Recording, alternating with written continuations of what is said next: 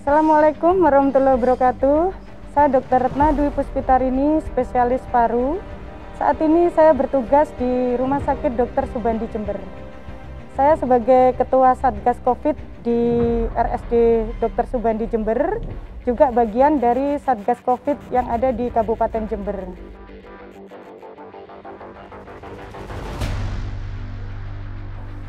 Kita tahu bahwa jumlah kasus saat ini di Jember sudah menembus angka 3.000 kasus lebih. Saat ini tren yang terjadi adalah pasien yang datang ke rumah sakit sudah dengan kondisi yang sangat berat dan bahkan mengancam nyawa.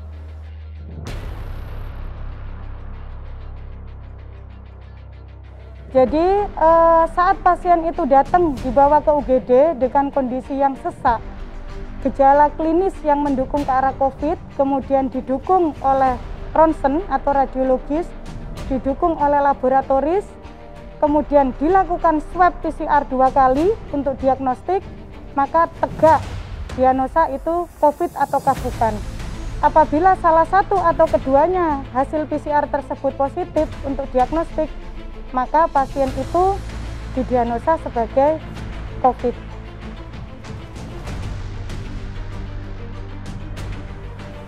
Mohon kesadaran dari masyarakat, jangan takut untuk di-COVID-kan.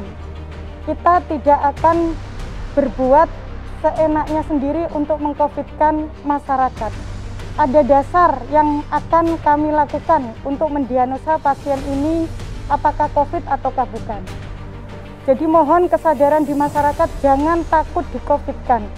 Semakin cepat Anda mendapat penanganan, maka prognosa atau kondisi membaiknya akan semakin bagus.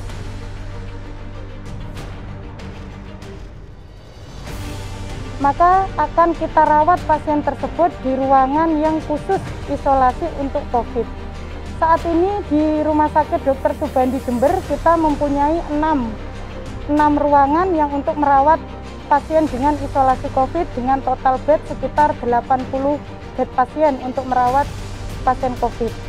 Gisinya juga kita pertimbangkan ya. Kemudian di sini yang kita lakukan adalah total care, mulai menyuapi pasien, mulai mengatur nutrisinya, kemudian menyeka pasien, bahkan mengganti popok dan berak, kencing itu semua dilakukan oleh teman-teman perawat sampai dengan nanti pasien bisa mandiri. Kita berikan motivasi. Kemudian juga ada salah satu tim kami juga dari perawat psikiatri, jadi bisa membantu untuk memberikan motivasi atau psikoterapi pada pasien tersebut. Pada pasien-pasien yang mengalami tingkat kecemasan yang tinggi, maka akan kami konsultasikan ke dokter spesialis jiwa.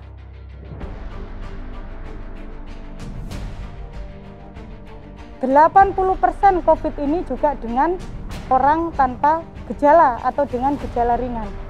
Justru yang orang tanpa gejala ini juga sangat membahayakan lingkungan sekitar.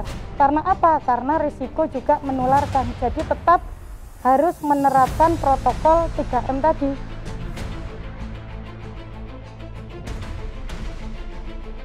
Kalau masyarakat tahu, kami rela berapa jam, 2-3 jam setiap hari menggunakan hazmat. Kemudian yang kita lakukan adalah resiko keluarga kami yang ada di rumah. Awal yang terjadi saat dulu pandemi COVID sampai di Jember, beberapa dari kami, saya bahkan teman-teman nakes perawat tidak berani pulang ke rumah. Karena apa? Takut COVID ini menulari ke keluarga kami.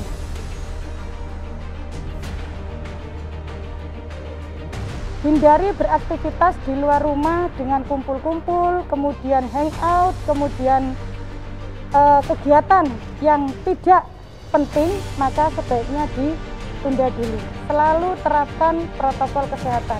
Kita butuh bantuan masyarakat, kita tidak bisa berdiri sendiri. Segera ke rumah sakit saat kondisi pasien masih bagus. Ada pasien COVID di sekitar Anda, jangan dijauhi. Jadi butuh kerjasama dari lingkungan sekitar seandainya pasien tersebut perlu melakukan isolasi mandiri. Pesan untuk masyarakat, jangan lupa 3M, memakai masker, mencuci tangan, dan menjaga jarak. Dengan 3M tersebut, dengan menerapkan protokol kesehatan, bismillah, angka COVID di Jember akan turun. Jangan lupakan 3M.